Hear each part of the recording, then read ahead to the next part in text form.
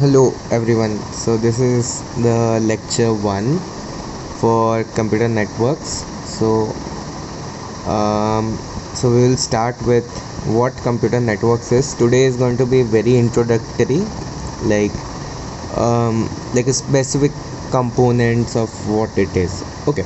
So the main use of computer networks is simple. Let's say we have A and B.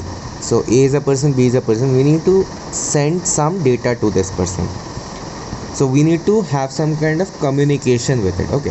So data can be in any form. It can be an image, it can be a video, it can be anything.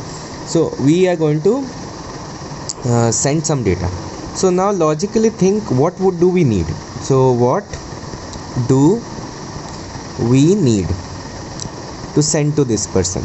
The first thing, that is the delivery has to be perfect, right? So let's say we are here at A and we want to send it to B.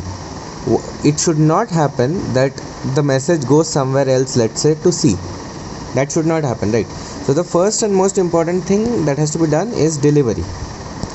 The second thing that has to be done is accuracy. So let's say I send A sends this message, hello, hi. A sends this message, but B receives just hello. So this is not accurate, right? We didn't get this hi. So we also need a accurate message to come in. So deliver, as much as delivery is important, accuracy is also important. Third, we need to also have timeliness. What do we mean by timeliness? As in, like, let's say there's a deadline, right? So let's say if I am sending a pitch report, let's say A sends a PPT to B, and the meeting is in like 5-10 minutes, right? So if now this takes 20 hours to send, right, then sending this is completely useless. So we need to maintain some timeliness as well. Fourth, there should be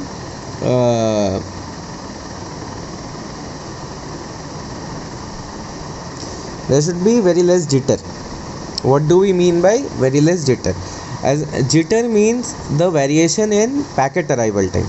Okay, so let's explain what packet is again. So packet is basically a network A to B. The data is sent into small chunks called packets. This data is chunked like this into packets. Okay, so now let's say one packet takes 30 milliseconds, the other packet takes 50 milliseconds, other one takes 10 milliseconds, right? So there is a huge variation in how the packets are being sent, right? So this is called jitter. So for example, this mainly will be a problem in video cases. Let's say video has, let's say, 30 milliseconds per packet, right? Now if I send in this manner, some frames will come delayed, some frames will come early, and there will be like an uneven kind of quality of the total image basically. Now let's wonder what are the components of a communication system. In this case, like computer networks, what are the components? So the first component that we have is you need a sender, right? So this is a sender. So what does the sender do? The sender has the initial message. It's basically the device that will send you the data message basically, and it can be anything. So like a computer, it can be a video camera and everything. So the sender sends the message. The second component is the message. So the message is the data that you need to communicate, like image, picture, audio, can be anything, right? So last is the receiver. The receiver gets the data. So it will be it can be another computer, it can be a television, let's say it's getting signal from the remote and everything like that. This is the third part. The fourth part is this. What is this? How are you sending this? There has to be a medium, right? So this is called the transmission medium. Transmission medium. So the transmission medium can be anything, like wires, and nowadays you have Wi-Fi, wireless stuff, like radio waves can be one thing. And okay, So now these are the main physical four parts, or the four parts you can see, right?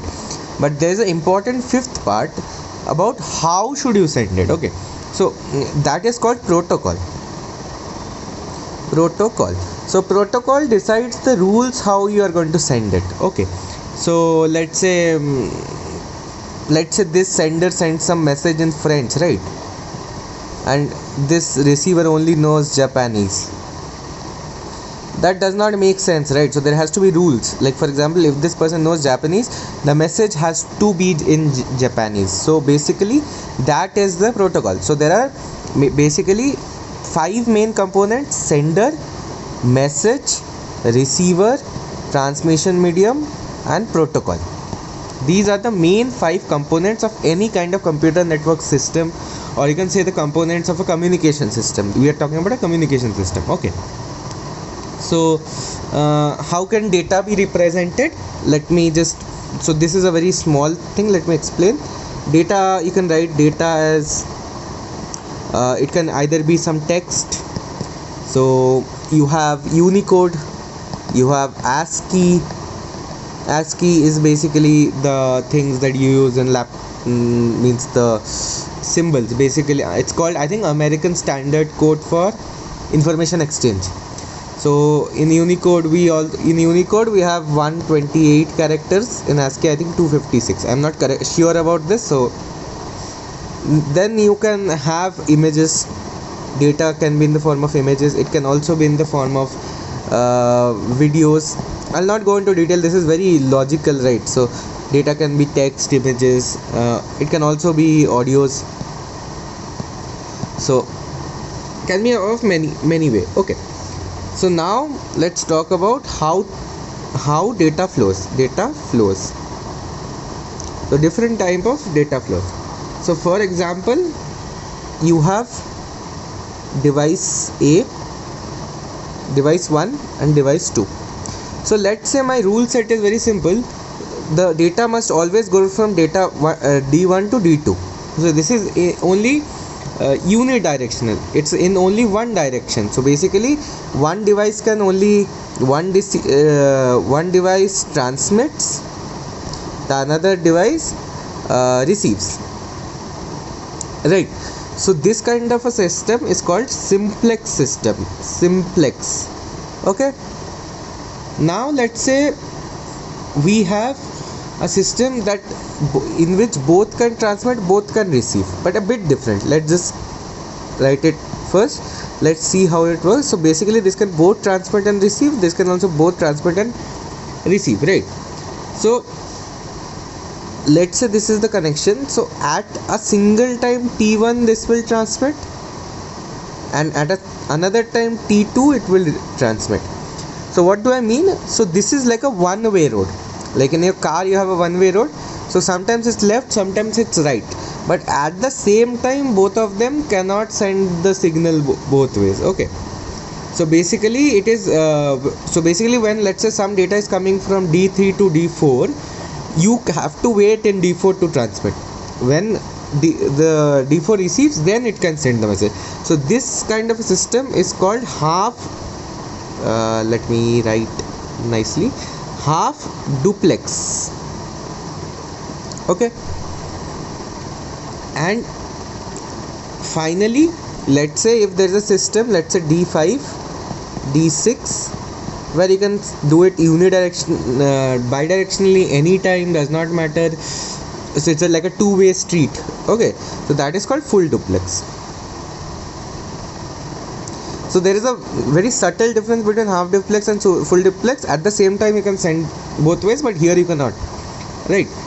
So that is this is the introduction of how a data communication thing works in computer networks.